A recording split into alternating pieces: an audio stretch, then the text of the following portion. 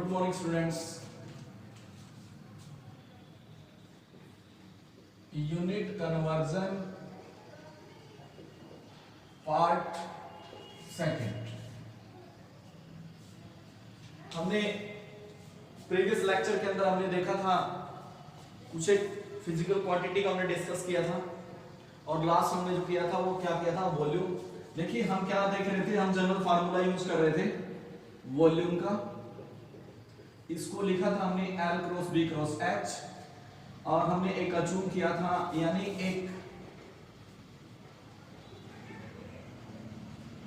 एक पानी की टंकी का हमने एक एग्जांपल लिया था जिससे हम सारे जनरल जो रिलेशन है वो डिराइव कर रहे थे, फाइंड आउट कर रहे थे यूज करके इसका। और हमने देखा था कि 1 metre this is equal to 1000 litre. हम इस रिलेशन को यूज कर रहे थे और हमने इस रिलेशन का यूज करके फर्स्ट रिलेशन हमने डिराइव किया था 1 metre cube is equal to 10 की पावर 3 लीटर। उसके बाद हमने इसको रीअरेंज करके ऐसा भी लिखा था 1 लीटर इज इक्वल टू 10 की पावर माइनस का 3 मीटर क्यूब। उसके बाद हमने क्या किया था, इसको यूज किया था 1 metre is equal to 100 centimetre और हमने यहाँ से क्या यूज किया था कि जो 100 सेंटीमीटर है इसका हमने क्यूब किया था और 10 की पावर 3 लीटर आया था हमारे पास। और यहाँ से हमने क्या देखा था 1 सेंटीमीटर क्यूब जो हमारे पास आ रहा था वो किसके इक्वल आ रहा था 1 centimetre cube is equal to 10 की पावर माइनस 3 लीटर। एक हमने ये रिलेशन डिराइव किया था और हमने ये देखा था 1 लीटर इज इक्वल टू 10 की पावर 3 सेंटीमीटर क्यूब। ये रिलेशन डिराइव किया हमने, ये किया था, ये किया था, ये किया था। उसके बाद देखिए क्या करते हैं हम इसको, यदि हम डेसीमीटर में कन्वर्ट करना चाहते हैं इसको तो क्या होगा, यानी 1 metre is equal to 10 decimetre. Use कर दीजिए इस रिलेशन को, 10 डेसीमीटर इनटू में 10 डेसीमीटर इनटू में क्या हुआ 10 डेसीमीटर और this is equal to 1000 litre. अब देखिए क्या होगा, हमारे पास क्या आया 1 decimetre cube is equal to 1 litre. And dear students, very very important relation है ये, बहुत ही इंपॉर्टेंट है, वेरी वेरी इंपॉर्टेंट। और हम इसको यूज करते हैं order of reaction find out करने में, केमिकल काइनेटिक्स के अंदर हम इसका यूज करते हैं। उसके बाद देखिए हमारे पास क्या था नेक्स्ट, इसी को हम ये भी कन्वर्ट कर सकते हैं कि जो हमारे पास 1 लीटर होता है वो 1000 ml के इक्वल होता है। इसका मतलब क्या हुआ, हमारे पास जो 1 मीटर है this is equal to 1000 litre था, इसको मैंने क्या लिख दिया 1000 ml। तो मेरे पास क्या आया 1 metre cube is equal to 10 की पावर 6 ml। मैं इसको ये भी राइट कर सकता हूं। उसके बाद देखिए यदि मैं इसको सेंटीमीटर में कन्वर्ट करूं, यानी क्या होगा 100 सेंटीमीटर का क्यूब इज इक्वल टू मेरे पास क्या आया 10 की पावर 6 ml। यानी यहां से मैं क्या कर सकता हूं, यहां से बच्चों मैं कर सकता हूं कि 1 centimetre cube is equal to 1 litre. अब देखिए फाइनली जो हमने कंक्लूजन निकाला वो क्या निकाला कि मेरे पास क्या रिजल्ट था। अब देखिए जो मेरे पास 1 लीटर है वो इसके इक्वल भी है और 1 लीटर इसके इक्वल भी है। मैं जनरली लिख सकता हूं 1 litre is equal to 1 litre is equal to 10 की पावर 3 सेंटीमीटर क्यूब और ये किसके इक्वल होगा भाई 1 लीटर इज इक्वल टू 10 की पावर 3 सेंटीमीटर क्यूब। ये ml आएगा, सॉरी ये क्या है हमारे पास, ये 1 ml। अब देखिए क्या होगा 10 की पावर 3 सेंटीमीटर क्यूब है हमारे पास 1 लीटर। इसको मैं यूज कर सकता हूं 10 की पावर माइनस का 3 मीटर क्यूब भी मैं इसको राइट कर सकता हूं। ये रिलेशंस मेरे पास रहेगी फाइनली जो मेरे पास रिलेशन रहेगा वो ये रहेगा। और यहां से मैं ये भी लिख सकता हूं 1 litre is equal to 1 decimetre cube और 10 की पावर 3 सेंटीमीटर क्यूब। इस प्रकार से हमने वॉल्यूम के रिलेशंस देखे। जस्ट एक पानी की टंकी का हमने यूज किया, हमने क्या देखा कि हमारे पास कोई एक जनरल एग्जांपल समझाने के तरीके से कि कोई टंकी है उसके अंदर 1000 लीटर पानी भरा है और उसका डायमेंशन क्या है 1 मीटर लेंथ है, 1 मीटर ब्रेड्थ है, 1 मीटर हाइट है। मल्टीप्लाई कर करके we find out different number of relations. अब चलते हैं नेक्स्ट टॉपिक पे। जो नेक्स्ट है हमारा वो क्या है, नेक्स्ट है मास।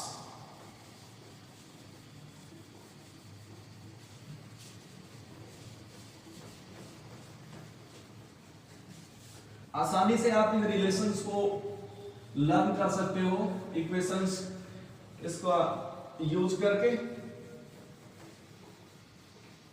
देखिए जो नेक्स्ट है बच्चों वो क्या है, मास।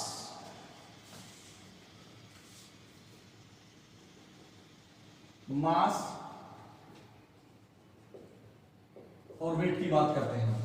देखिए मास क्या होता है, जनरली सबसे पहले हम बात करते हैं इसके कॉन्सेप्ट की कि मास का मीनिंग क्या होता है। मास कोई भी सब्सटेंस है वो जितनी अमाउंट को कंटेन करता है वो क्या कहलाता है, वो कहलाता है मास। यानी the amount of a substance, the amount of a substance that are present in it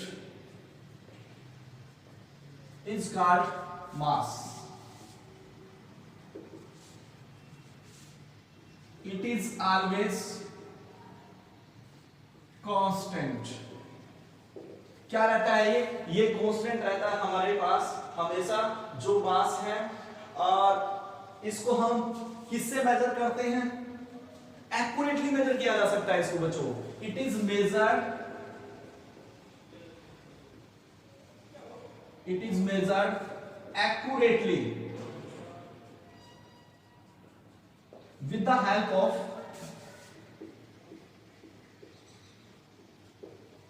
an instrument that is called analytical balance.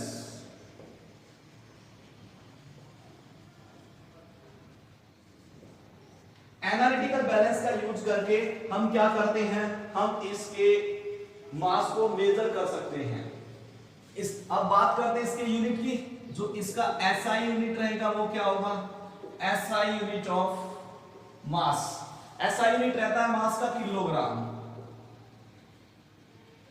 Kilogram. लेकिन लेबोरेटरी में बहुत ही कम अमाउंट होने के कारण हम क्या करते हैं, इसकी स्मॉल यानी फ्रैक्शनल यूनिट भी यूज करते हैं। और वो क्या है, यानी due to the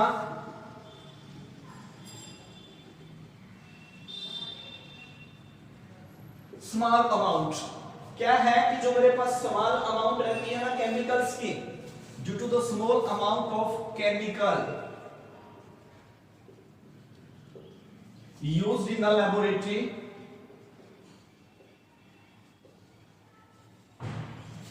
we use its smaller unit, that is gram. We know 1 kg is equal to 1000 gram। यानी बहुत ही कम अमाउंट होने के कारण, अवेलेबिलिटी होने के कारण हम क्या करते हैं लेबोरेटरी के अंदर किसका यूज करते हैं, इसकी स्मॉलर यूनिट यानी जो फ्रैक्शनल यूनिट है इसकी, उसका यूज करते हैं। इसको क्या बोलते हैं हम, इसको बोलते हैं mass. You can take a snap. अब बात करते हैं डियर स्टूडेंट्स वेट की। अब हम बात करते हैं वेट की कि वेट में बेसिकली क्या डिफरेंस होता है, यानी किसको बोलते हैं हम वेट। और वेट और मास में डिफरेंस क्या है हमारे पास। देखिए अब कंसेप्ट की बात करते हैं हम, किसकी, वेट की बात करते हैं। यानी वेट क्या होता है, वेट किसको बोलते हैं, it is the force exerted, it is the force exerted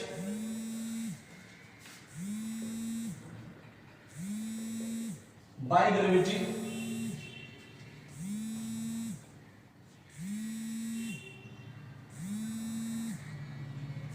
it is the force exerted by gravity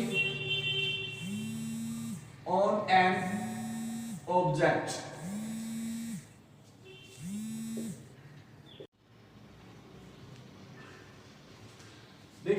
ये हमारे पास क्या है, वेट का, और हमारे पास यूनिट है ये, हम मास को मिलीग्राम से ग्राम में कन्वर्ट करने जा रहे हैं, ग्राम से किलोग्राम में कन्वर्ट करेंगे, तो हमारे को इन फैक्टर्स का ध्यान रखना पड़ेगा।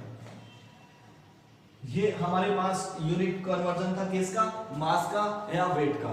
अब हम बात करते हैं जो नेक्स्ट है हमारे पास, वो हम बात करते हैं फोर्स की, एनर्जी की। या पहले हम चेक कर लेते हैं, एमकेएस सिस्टम में देखेंगे इसको, और नेक्स्ट हम देखेंगे इसको किसके अंदर। जो नेक्स्ट है हमारे पास वो क्या है कि जो हमारे पास जो वॉल्यूम का जो कंक्लूजन था हमारे पास, फाइनली हमने देखा, वेट का हमने चेक कर लिया, मास का हमने चेक कर लिया, लेंथ का हमने चेक कर लिया। अब बात करते हैं डियर स्टूडेंट्स, हम फोर्स की और एनर्जी की बात करते हैं। देखिए सबसे पहले मैं बात करता हूं किसकी, मैं बात करता हूं फोर्स की और एनर्जी की बात करता हूं मैं, एनर्जी या वर्क। देखिए सबसे पहले हम बात करेंगे किसके अंदर, एमकेएस सिस्टम की बात करूंगा, इन एमकेएस सिस्टम।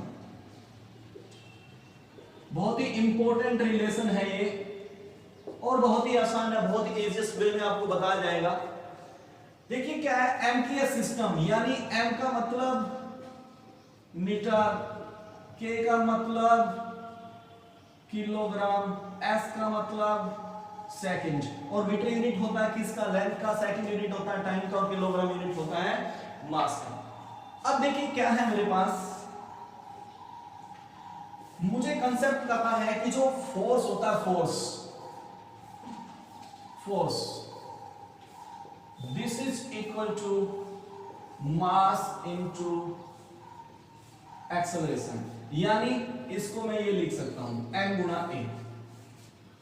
अब देखिए क्या होगा, जो मास है मास, और ये होगा m इंटू में एक्सेलरेशन को मैं क्या लिखूं, rate of change of velocity with respect to time, यानी वेलोसिटी बाय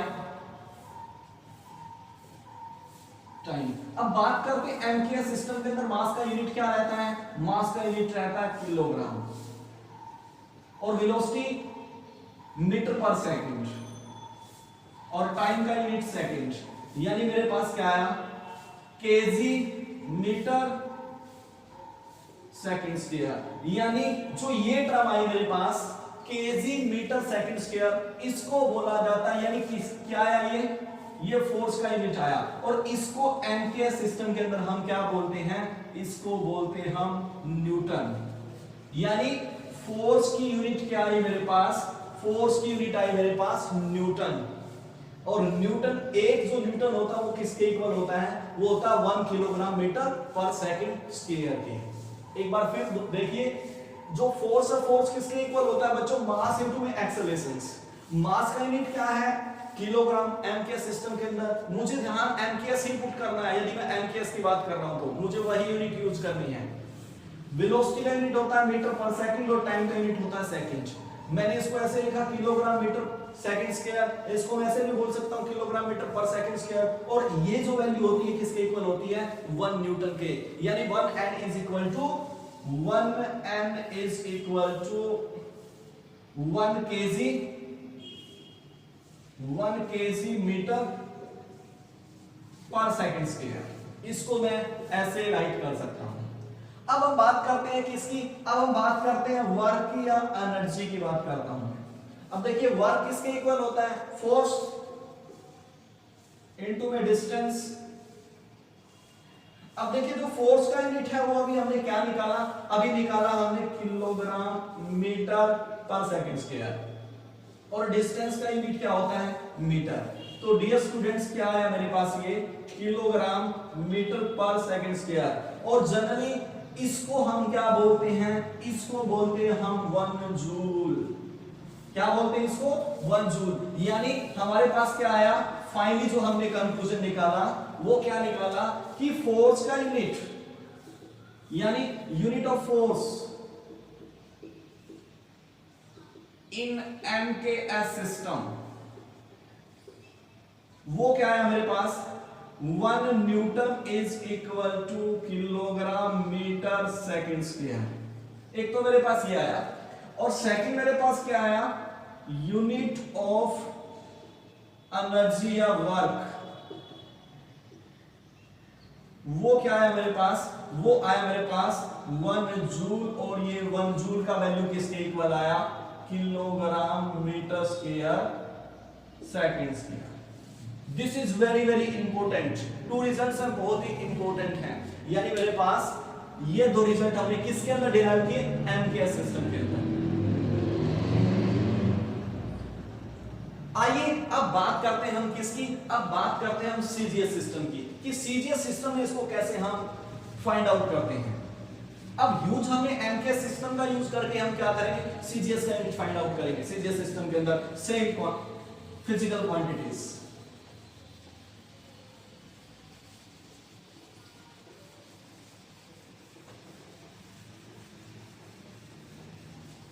अब देखिए, अब बात करता हूं मैं किसकी, सीजीएस सिस्टम की। इन सीजीएस सिस्टम देखिए, सीजीएस सिस्टम में क्या होगा, सी रिप्रेजेंट करता है सेंटीमीटर को, जी रिप्रेजेंट करता है ग्राम को, और एस रिप्रेजेंट करता है सेकंड को। यानी मेरे पास क्या रहेगा, मेरे पास रहेगा सेम थिंग। यानी यहां पर क्या है, यहां पर है मेरे पास फोर्स। अब देखिए, फोर्स का यूनिट एम के सिस्टम में हमने क्या निकाला था, हमने निकाला था एम इंटू में ए, और मेरे पास आ गया था किलोग्राम मीटर सेकंड स्क्वायर। लेकिन अब जरा यहां ध्यान से देखिए, किलोग्राम यूनिट है एम के सिस्टम के अंदर किसका, मास का। हमारे को मास यहां किसके अंदर लेना, सीजीएस में ग्राम के अंदर। आपको पता है 1 kg इज इक्वल टू 10 की power 3 gram, and 1 meter is equal to 10 की power 2 centimetre divided by second square. क्या आ जाएगा, 10 की पावर 3, यानी टोटल क्या होगा मेरे पास 10 की पावर 5 ग्राम सेंटीमीटर, और ये क्या आ गया सेकंड स्क्वायर। यानी इसको मैं ऐसे लिखूं 10 की power 5 gram centimetre second square. अब जो मेरे पास ये क्वांटिटी ये आया ना, ये पार्ट इसको बोला जाता है डायन। यानी सीजीएस में जो फोर्स का यूनिट यानी 1 GM centimetre divided by second square, ये किसके इक्वल आया, ये आया डायन के, यानी डायन के। इसका मतलब क्या हुआ, मेरे पास जो फोर्स का यूनिट आया एमकेएस सॉरी सीजीएस सिस्टम के अंदर, वो क्या आया 1 जीएम सेंटीमीटर सेकंड स्क्वायर। अब देखिए क्या था ये इसको हमने मल्टीप्लाई किया था कितने से, 10 की पावर 5 इसके साथ रहेगा, और ये क्या हो गया ग्राम सेंटीमीटर सेकंड स्क्वायर। यानी क्या आ गया मेरे पास 10 की पावर 5 डायन, और ये किसके इक्वल आया, ये आया मेरे पास फोर्स का अनदर यूनिट, और इसको हम किसको बोलते हैं, इसको बोलते हैं 1 न्यूटन। यानी जब मैं न्यूटन को डायन के अंदर कन्वर्ट करूंगा तो मेरे पास 1 न्यूटन किसके इक्वल आएगा डियर स्टूडेंट्स, 10 की पावर 5 डायन के बराबर। अब बात करते हैं हम किसकी, यानी एनर्जी की बात करते हैं, यानी वर्क की बात करते हैं। इसका यूनिट हमारे पास क्या था, इसका यूनिट एमकेएस में था मेरे पास kilogram metre square second square. Apply the system of CGS 10 की पावर 3 ग्राम, मेरे पास मीटर है, यानी क्या हो जाएगा इनटू में 10 की पावर 2 सेंटीमीटर इसका square divided by second square. यानी मेरे पास क्या आया, मेरे पास आ गया 10 की पावर 3 ग्राम इनटू में 10 की power 4 centimetre square second square. यानी मेरे पास क्या आया, मेरे पास आ गया यूनिट, यानी इसको हम किसके अंदर, यानी 10 की पावर 7, और ये क्या आ गया ग्राम सेंटीमीटर स्क्वायर सेकंड स्क्वायर। और ये किसके इक्वल होता है, ये होता है बच्चों अर्क के इक्वल। यानी मेरे पास क्या आ गया 1 जूल इज इक्वल टू 10 की पावर 7 अर्क के बराबर आया। यानी यदि मैं बात करता हूं किसके अंदर, यानी सीजीएस सिस्टम के अंदर यदि बात करता हूं मैं किसकी, ये बहुत इंपॉर्टेंट है, 1 न्यूटन इज इक्वल टू 10 की power 5 dyne and 1 joule is equal to 10 की पावर 7 अर्क। यदि मैं बात करता हूं फोर्स की यूनिट की एमकेएस सिस्टम के अंदर, तो मेरे पास यूनिट रहेगा न्यूटन। यदि मैं बात करता हूं फोर्स की सीजीएस सिस्टम के अंदर, उसका यूनिट रहेगा डायन, और दोनों में रिलेशन रहता है 1 न्यूटन इज इक्वल टू 10 की पावर 5 डायन। अब यदि मैं बात करता हूं एमकेएस सिस्टम के अंदर एनर्जी की यूनिट का यानी वर्क किया, तो हमारे पास यूनिट क्या है, जूल। और यदि मैं बात करता हूं सीजीएस सिस्टम के अंदर, तो मेरे पास यूनिट आता है अर्ग। और जूल में और अर्ग में जो कोरिलेशन है वो किससे है कि 1 जूल इज इक्वल टू 10 की पावर 7 अर्ग। यानी फाइनली क्या रहा मेरे पास, unit of force in CGS वो मेरे पास क्या है, वो है मेरे पास डायन। और हमने देखा जो 1 डायन था वो किसके इक्वल था, gram centimetre square, gram centimetre by second square. और unit of energy in CGS system, और वो मेरे पास क्या आई है, वो मेरे पास अर्ग आई है। और हमने देखा अर्ग किसके इक्वल था, gram centimetre square second square. Note कर लीजिए, you can take answer as a printout. आइए अब बात करते हैं डियर स्टूडेंट्स हम नेक्स्ट टॉपिक की। और जो नेक्स्ट टॉपिक है हमारे पास, वो नेक्स्ट टॉपिक क्या रहेगा, नेक्स्ट टॉपिक की हम बात करते हैं किसकी, प्रेशर की, जो बहुत ही इंपॉर्टेंट है।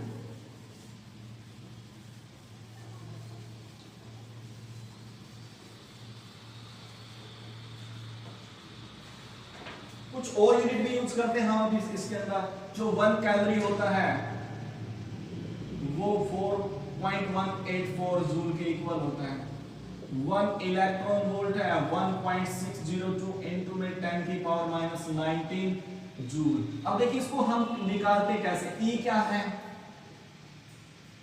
चार्ज ऑन द इलेक्ट्रॉन्स, और चार्ज इलेक्ट्रॉन के ऊपर कितना रहता है 1.602 10 की पावर माइनस 19 कूलम्स। और V क्या है, V is the potential difference, potential difference. यदि मैं इन दोनों को यहां पुट करता हूं तो मेरे पास क्या आता है 1 इज इक्वल टू 1 इनटू में E चार्ज होता है इलेक्ट्रॉन 1.602 इनटू में 10 की पावर माइनस 19 कूलम्स। और ये मेरे पास क्या होगा V। इस CV को हम क्या बोलते हैं, ये जो CV होता है ये बहुत ही इंपॉर्टेंट यूनिट है, इसको हम जूल बोलते हैं, जूल। यानी 1 electron volt is equal to 1.602 into में 10 की पावर माइनस का 19 जूल के इक्वल आ गया मेरे पास। ये भी एक रिलेशन है हमारे पास। 1 कैलोरी 4.184 जूल, यानी अप्रोक्सीमेटली आप इसको 4.2 जूल भी लिख सकते हैं। उसके बाद देखिए मेरे पास 1, और इसी प्रकार का हमने एक रिलेशन नोट डिराइव किया था कि 1 लीटर एटमॉस्फेयर, और ये क्या था मेरे पास अप्रोक्सीमेटली हमने ये माना था 101.3 जूल। और हमने जब इसको डिराइव किया था एग्जैक्ट मेरे पास इसका वैल्यू कितना आया था, ये भी यूज कर सकते हो, ये भी यूज कर सकते हो। ये यूनिट भी हम क्या करते हैं, यूज करते हैं एनर्जी के अंदर। नेक्स्ट देखिए, जो नेक्स्ट है हमारे पास वो क्या है, प्रेशर।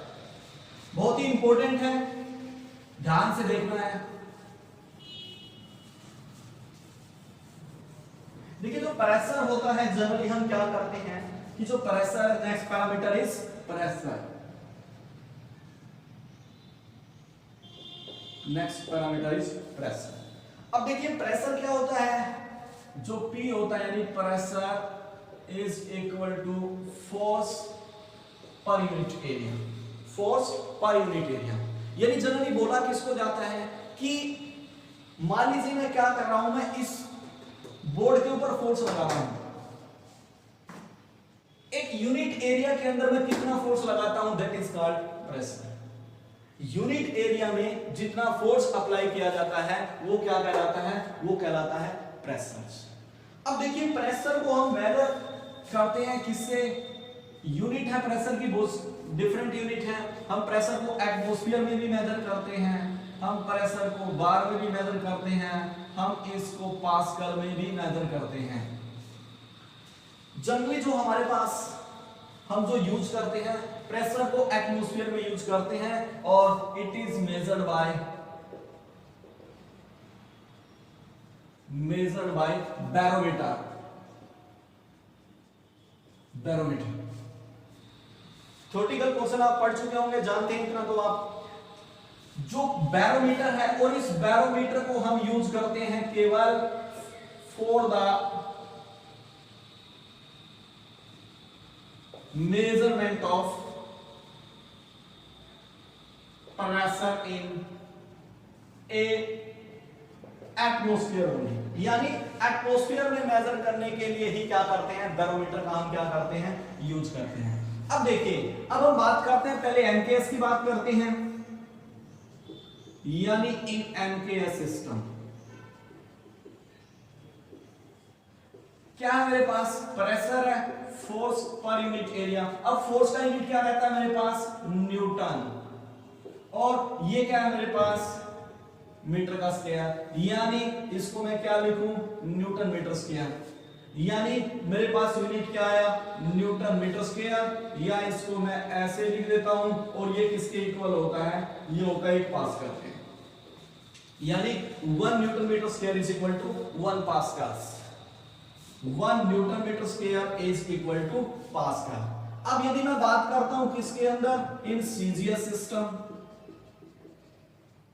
सीजीएस सिस्टम की बात करता हूं, सीजीएस में क्या होगा, y p is equal to f by a, जो फोर्स का यूनिट रहता है सीजीएस में वो क्या रहता है, डायन, एरिया का यूनिट क्या रहता है, सेंटीमीटर स्क्वायर, यानी मेरे पास क्या आ गया, डायन पर सेंटीमीटर स्क्वायर आ गया, क्या आ गया मेरे पास, डायन पर सेंटीमीटर स्क्वायर, यानी कहने का मतलब क्या है कि जो 1 न्यूटन मीटर स्क्वायर है, 1 न्यूटन मीटर स्क्वायर है वो 1 पास्कल के बराबर है, और जो मेरे पास 1 न्यूटन मीटर स्क्वायर आया था, इसको यदि मैं कन्वर्ट करना चाहूं तो ये डायन पर सेंटीमीटर स्क्वायर के भी बराबर होता है, लेकिन वो बात करते हैं हम किसके अंदर, सीजीएस सिस्टम के अंदर बात करते हैं, यानी 1 metre square newton metre square pascal MKS में बात कर रहा हूं, 1 newton metre square is equal to dyne centimetre square, ये बात कर रहा हूं मैं किसके अंदर, ये मैं बात कर रहा हूं सीजीएस के अंदर, सीजीएस में, ये अभी हमने यहां फाइंड आउट कर ही लिया था। This is the basics about the unit of the pressures. हमने क्या देखा, प्रेशर क्या, फोर्स पर यूनिट एरिया, यानी मैं किसी भी ऑब्जेक्ट के ऊपर जो फोर्स लगा रहा हूं, मुझे उस यूनिट एरिया के अंदर चेक करना है कि कितना फोर्स मैंने अप्लाई किया है, उसी को हम क्या बोलते हैं, प्रेशर बोलते हैं। और प्रेशर को मेजर करने के डिफरेंट यूनिट हैं, हम इसको एटमॉस्फेयर में भी मेजर करते हैं, बार में भी मेजर करते हैं, पास्कल में भी मेजर करते हैं, और हम जो यूज करते हैं एटमॉस्फेरिक प्रेशर यूज करते हैं, और उसको मेजर करते हैं हम किससे, बैरोमीटर से मेजर करते हैं। और एमकेएस में हमने बात की, प्रेशर की जो यूनिट है वो क्या है, न्यूटन मीटर स्क्वायर है, और 1 न्यूटन मीटर स्क्वायर 1 पास्कल के इक्वल होता है। यदि मैंने सीजीएस सिस्टम की बात की तो वहां पर हम बात करते हैं कि वो किसके इक्वल आता है, वहां पर जो 1 न्यूटन मीटर स्क्वायर है वो किसके इक्वल रहता है, डियर स्टूडेंट्स, वो रहता है डायन सेंटीमीटर स्क्वायर के। अब देखिए हम इसको कन्वर्ट कैसे करते हैं डिफरेंट पार्ट के अंदर, डिफरेंट पार्ट में। देखिए एक्चुअल में जो इसका यूनिट कन्वर्जन रहता कैसे है,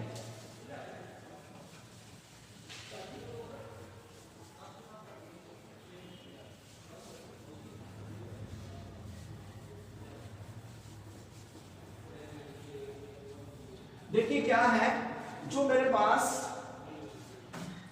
एक रिलेशन आपने पढ़ी होगी कि P किसके इक्वल होता है, HdG, जहां पर H क्या होता है, हाइट रहता है मरकरी कॉलम का, जिसकी वैल्यू क्या रहती है, यानी हाइट ऑफ मरकरी कॉलम, और वैल्यू कितना रहता है इसका, इसका वैल्यू रहता है 76 सेंटीमीटर Hg या 760 mmHg, हम इसका यूज करते हैं। और दूसरा हमारे पास क्या रहता है, दूसरा जो हमारे पास रहता है जो G है, यानी ग्रेविटी, इसका वैल्यू रहता है 9.8 मीटर पर सेकंड स्क्वायर, या इसको मैं ऐसा लिखूं, बात एक ही है। अब मेरे पास जो D है वो क्या है, डेंसिटी, इसका वैल्यू कितना रहता है 13.6 ग्राम पर सेंटीमीटर क्यूब। ये क्या है, मरकरी जो हम कॉलम लेते हैं ना, मरकरी जो कॉलम लेते हैं, एटमॉस्फेरिक प्रेशर का जो हम यूज करते हैं, जो यूनिट की हमने फाइंड आउट करने जा रहे हैं, प्रेशर का जो रिलेशंस दिखाने जा रहे हैं डिफरेंट यूनिट्स के अंदर। अब देखिए क्या है कि जो मेरे पास 1 एटमॉस्फेयर होता है ना, 1 एटमॉस्फेयर वो किसके इक्वल होता है, वो रहता है 760 mmHg या 76 सेंटीमीटर Hg, जो पहला रिलेशन रहता है। और जैसे सारी वैल्यू हम पुट करके चलते हैं हमारे पास इस रिलेशन से क्या रहता है, 1 एटमॉस्फेयर किसके इक्वल होता है, 101.325 न्यूटन मीटर स्क्वायर, पहला रिलेशंस। अब देखिए क्या है मेरे पास 101.325 न्यूटन मीटर स्क्वायर, यानी और मेरे पास जो न्यूटन मीटर स्क्वायर रहता है 1 newton metre square is equal to 1 pascal. इसका मतलब क्या है, 1 एटमॉस्फेयर मेरे पास कितना रह गया, 101.325 पास्कल। इसको मैं ऐसे भी राइट कर सकता हूं। उसके बाद देखिए जो मेरे पास 1 एटमॉस्फेयर था, यदि मैं इसको ऐसे लिखूं इनटू में 10 की पावर 3, यानी डेसिमल मैंने यूज कर लिया, तो ये क्या आया मेरे पास, ये आ गया मेरे पास पास्कल।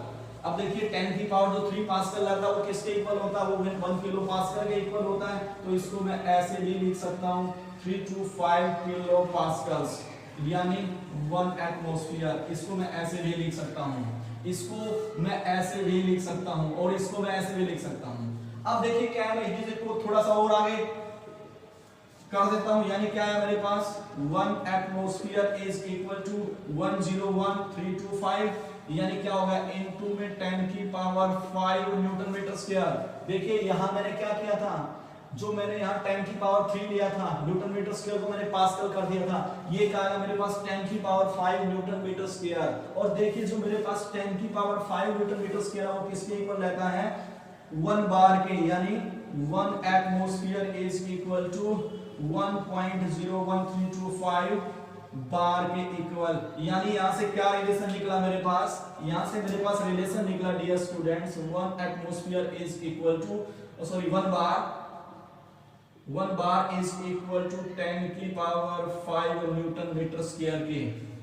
यानी जो मेरे पास यूनिट आया, पहले हमने क्या किया, हम रिलेशंस यूज करते हैं, मरकरी और वाटर को मिला के एक स्केल तैयार किया गया था। तो जनरली देखिए क्या है, P है हमारे पास, P इक्वल टू HDC होता है। H क्या हाइट है मरकरी कॉलम की 76 सेंटीमीटर रहता है, या 760 mm Hg कहते हैं, या हम इसको ऐसा भी लिख सकते हैं 760 टोर, इसको हम यहाँ ये भी यूज कर सकते हैं। यानी क्या है मेरे पास 1 atmosphere is equal to 760 mm Hg, या 760 टोर, या 76 सेंटीमीटर हम यूज करते हैं, 76 सेंटीमीटर। ये मेरे पास रिलेशन रहता है 76 सेंटीमीटर Hg के। और बहुत ही इंपॉर्टेंट रहता है ये प्रेशर का यूनिट, आपको हर एक पॉइंट बिल्कुल क्लियर कट पता होना चाहिए, आपको सारे कन्वर्जन आने चाहिए। हमने क्या देखा कि 1 एटमॉस्फेयर 760 Hg के बराबर होता है, 76 सेंटीमीटर जो मरकरी कॉलम लेते हैं उसका हाइट रहता है। 1 एटमॉस्फेयर 101.325 न्यूटन मीटर स्क्वायर रहता है, न्यूटन मीटर स्क्वायर 1 पास्कल के बराबर रहता है। हमने क्या किया, फिर हमने 3 डिजिट को यहां रख लिया, तो 101.325 इनटू में 3 10 की पावर 3 पास्कल हो गया। मैंने 2 डिजिट और आगे कर दिया, 10 की पावर 5 न्यूटन मीटर स्क्वायर हो गया। और जो 10 की पावर 5 न्यूटन मीटर स्क्वायर है वो किसके इक्वल होता है, 1 बार के इक्वल होता है। All this about the pressures, note कर लीजिए भाई।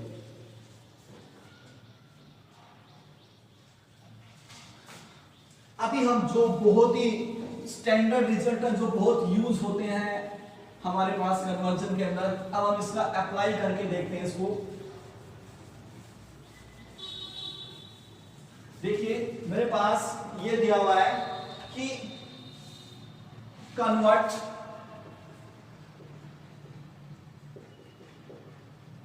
One litre bar into joule, 1 litre bar into joule. अब देखिए क्या होगा 1 लीटर बार इंटू जूल।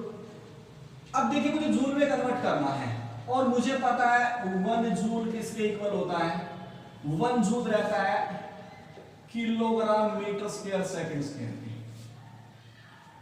अब देखिए क्या करना पड़ेगा मुझे, जो 1 लीटर है वो किसके इक्वल होता है, जो 1 लीटर है मुझे किस में लेके आना है, इसको मीटर में, यानी 1 लीटर इज इक्वल टू 10 की पावर -3 मीटर क्यूब।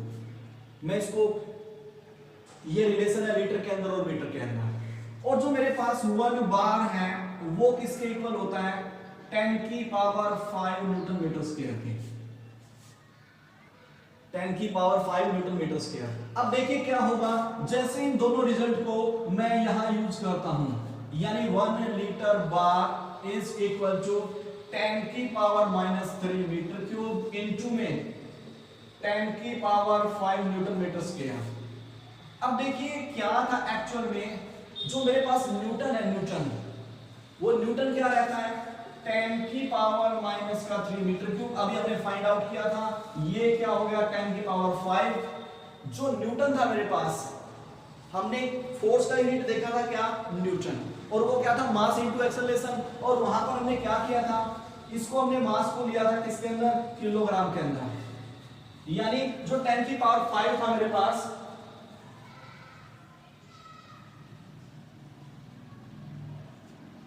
देखिए 10⁵ था मेरे पास न्यूटन मीटर स्क्वायर। अब देखिए यहां क्या एक्चुअल में है, क्या यहां दो, यहां एक रह गया मीटर का, यानी क्या बचा मेरे पास 10⁵ इनटू में 10⁵ न्यूटन मीटर। और जो न्यूटन मीटर है वो क्या होता है, जूल के इक्वल होता है। तो क्या है मेरे पास 10⁵, ये किसके इक्वल आया भाई 1 लीटर बार के। वेरी वेरी इंपॉर्टेंट रिलेशन है dear students. 1 litre bar into joule, यानी 1 लीटर किसके, 1 लीटर बार किसके इक्वल आया मेरे पास 100 जूल के बराबर आया। इन सेम वे आप क्या कर सकते हैं, दूसरा यूज कर सकते हैं कन्वर्ट। जो मेरे पास ये है 1 किलो पास्कल लीटर को हमने कन्वर्ट करना है, 1 किलो पास्कल लीटर को कन्वर्ट करना है मुझे किसके अंदर, जूल के अंदर, इनटू जूल। आप ये सेम थिंग आप इसको ट्राई कर सकते हैं। हमारे पास रिजल्ट क्या रहेगा, ये रिजल्ट आएगा जैसे ही आप वैल्यू पुट करते हो, ये आ जाएगा 1 जूल के इक्वल 1 जूल।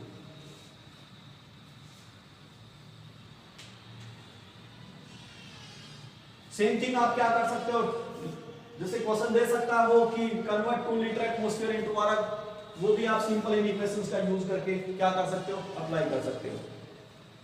देखिए आज हमने क्या डिस्कस किया, सबसे पहले हमने डिस्कस किया डियर स्टूडेंट्स क्या, वॉल्यूम को देखा हमने। और वॉल्यूम के केस में हमने क्या देखा, एक पानी की टंकी का हमने एग्जांपल लिया, जस्ट हमने उसको दिमाग में पिक करके रखना है कि 1000 लीटर था उसका वॉल्यूम। यानी क्या किया हमने 1 मीटर 1000, हमारे पास 1000 लीटर के इक्वल आया। यानी 1 मीटर क्यूब को हमने किसके इक्वल रखा, 1 मीटर क्यूब को हमने 10⁵ लीटर के बराबर रखा। तो वहां से हमने रिलेशन निकाले, मीटर का निकाला, और हमने सेंटीमीटर का निकाला, हमने मिलीलीटर का निकाला, और लास्ट में हमने क्या देखा कि 1 litre is equal to 1 decimetre cube लिख सकते हैं हम इसको, और हम इसको 10⁵ सेंटीमीटर क्यूब भी लिख सकते हैं। उसके बाद बात की हमने किसकी, मास की। हमने देखा मास क्या होता है, कोई भी सब्सटेंस है उसका जितना अमाउंट कंटेन रहता है उसको हम क्या कहते हैं, मास कहते हैं। और ये क्या एक्यूरेटली इसको मेजर किया जा सकता है, और हम एक इंस्ट्रूमेंट का यूज करते हैं जिसको हम क्या कहते हैं, एनालिटिकल बैलेंस। दूसरा हमने क्या देखा, इसका ऐसा यूनिट देखा मास का हमने, फिर मास का ऐसा यूनिट क्या था, किलोग्राम था। Due to the small amount that are available in the laboratory, हम इसका फ्रैक्शनल यूनिट यूज करते हैं, और इसका फ्रैक्शनल यूनिट हमने क्या देखा कि 1 kg इज इक्वल टू 10⁵ ग्राम, यानी हम वहां पर मास को ग्राम के अंदर यूज करते हैं। उसके बाद हमने इसका डिफरेंट यूनिट देखा, छोटे यूनिट से हम बड़े यूनिट की तरफ गए, यानी हमने मिलीग्राम लिया, फिर ग्राम लिया, फिर हमने किलोग्राम लिया। मिलीग्राम को मैं ग्राम से मैं कन्वर्ट कर रहा हूं, ग्राम से मैं किसको कन्वर्ट कर रहा हूं, किलोग्राम को। जब मिलीग्राम से ग्राम में जाऊंगा 10⁻³ से मल्टीप्लाई करूंगा, ग्राम से मैं जब किलोग्राम पे जाऊंगा फिर 10⁻³ से मल्टीप्लाई करूंगा। लेकिन जैसे मैं रिवर्स साइकिल लेता हूं, किलोग्राम से मैं ग्राम के ऊपर जाता हूं 10⁻³ से मल्टीप्लाई करूंगा +3 से, और जब मैं ग्राम से मिलीग्राम के ऊपर जाऊंगा फिर भी मैं क्या करूंगा 10⁻+3 से मल्टीप्लाई करेंगे। उसके बाद हमने वेट देखा, जिसके ऊपर क्या होता है, ग्रेविटी के कारण जिसकी वैल्यू क्या करती है, वेरी करती है। ग्रेविटी के कारण उसकी वैल्यू क्या करती है, वेरी करती है, यानी इसका मतलब क्या है, वो कांस्टेंट नहीं रहता। उसके बाद हमने क्या देखा, हमने एमके सिस्टम की बात की। एमके सिस्टम में हमने क्या देखा, फोर्स का यूनिट अप्लाई किया, जिसका हमने क्या देखा कि फोर्स m/a मास * एक्सेलरेशन रहता है। और हमने डिफरेंट यूनिट देखा डियर स्टूडेंट्स, हमने फोर्स के यूनिट को मेजर किया, एमकेएस में न्यूटन देखा हमने, और हमने सीजीएस के अंदर इसको मेजर किया, किसके अंदर, इसको मेजर किया हमने डायन के अंदर। और हमने क्या देखा कि जो हमारे पास रिलेशन आई थी 1 न्यूटन इज इक्वल टू 10⁵ डायन के बराबर आया था। हमने एनर्जी यानी वर्क का यूनिट देखा, और क्या आया था, जूल आया था एमकेएस के अंदर, और हमारे पास सीजीएस के अंदर अर्क आया था। हमने रिलेशन डिराइव किया था जूल में और अर्क में कि 1 जूल इज इक्वल टू 10⁷ अर्क के बराबर रहता है। उसके बाद हमने बात की थी किसकी, उसके बाद हमने प्रेशर की देखी कि प्रेशर क्या है, प्रेशर एक यूनिट एरिया के अंदर जितना हम फोर्स अप्लाई करते हैं वो क्या कहलाता है, प्रेशर कहलाता है। इसके अंदर हम डिफरेंट यूनिट यूज करते हैं, हम प्रेशर को एटमॉस्फेयर में भी मेजर करते हैं, हम बार में भी मेजर करते हैं, हम इसको पास्कल के अंदर भी हम इसको पास्कल में मेजर करते हैं। और हमने क्या देखा कि P equal to H DG था, एच क्या था, हाइट था मरकरी कूलम का, डी क्या था, डेंसिटी था, जी क्या था, एक्सेलरेशन ड्यू टू ग्रेविटी था, उनका हमने वैल्यू पुट किया। हमारे पास क्या 1 एटमॉस्फेयर किसके इक्वल है 325 न्यूटन मीटर स्क्वायर, और न्यूटन मीटर स्क्वायर को हम 1 पास्कल कहते हैं। उसके बाद हमने क्या देखा कि जो 1 एटमॉस्फेयर है हमारे पास, जिसको हम बैरोमीटर से ही मेजर करते हैं, केवल बैरोमीटर से केवल एटमॉस्फेरिक प्रेशर को ही मेजर किया जाता है। हमने देखा 1 एटमॉस्फेयर किसके इक्वल आया हमारे पास 1.01325 यानी बार के इक्वल आया। उसके बाद हमने दो रिलेशन देखे इंपॉर्टेंट, 1 लीटर एटमॉस्फेयर 10 की पावर 1 लीटर बार हमने देखा 10 की पावर 2 जूल के बराबर आया। उसके बाद हमने क्या देखा 1 किलो पास्कल लीटर, ये हमारे पास 1 जूल के इक्वल आया। Thank you and awareness.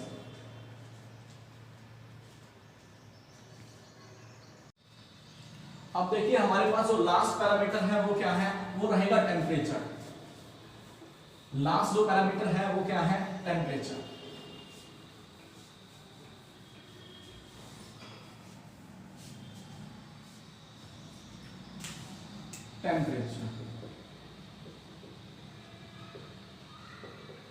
देखिए इसको किससे मेजर किया जाता है, थर्मामीटर से, measured by thermometer, measured by thermometer।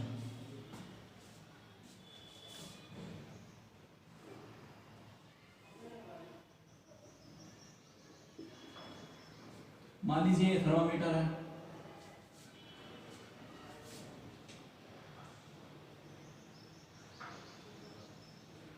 यहां 0 डिग्री सेल्सियस है, और यहां पर ये जो स्केल जो बनाया गया था इसमें ये 0 डिग्री सेल्सियस से ये वाटर को अज्यूम करके माना हुआ है कि वाटर क्या रहता है, सॉलिड फॉर्म में रहता है 0 डिग्री सेल्सियस। ऐसा नहीं है कि कायनात की सारी चीजें 0 डिग्री सेल्सियस के ऊपर क्या होती है, सॉलिड होती है, इम्पॉसिबल है ये।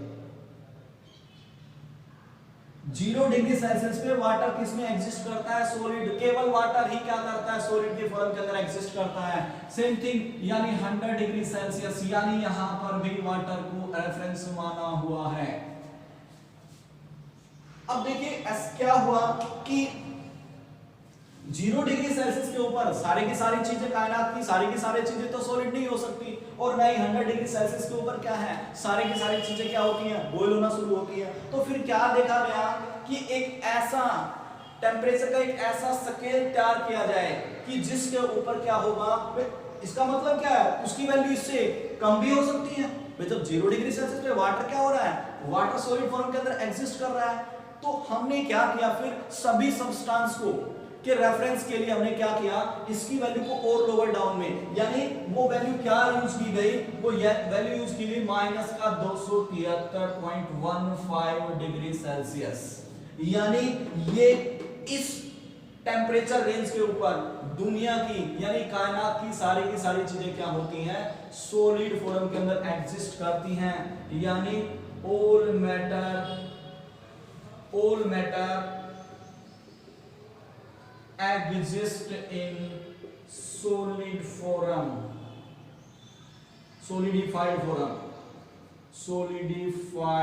form at this temperature range।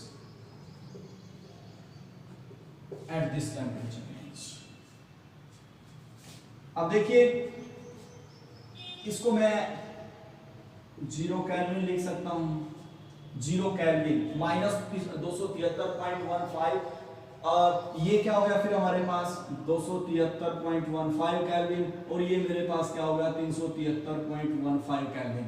यानी 0 डिग्री सेल्सियस के बीच में और 100 डिग्री सेल्सियस के बीच में यहां वाटर क्या करता है, इन बिटवीन यहां पर क्या है, लिक्विड फॉर्म के अंदर क्या करता है, ये एग्जिस्ट करता है। यानी यहां से क्या आया कि जो टेम्परेचर को मेजर करने का स्केल है ना, मेजरिंग स्केल ऑफ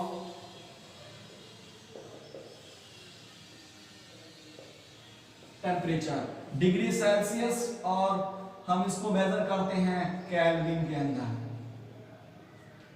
हालांकि एक स्केल और है, डिग्री सेल्सियस है, यानी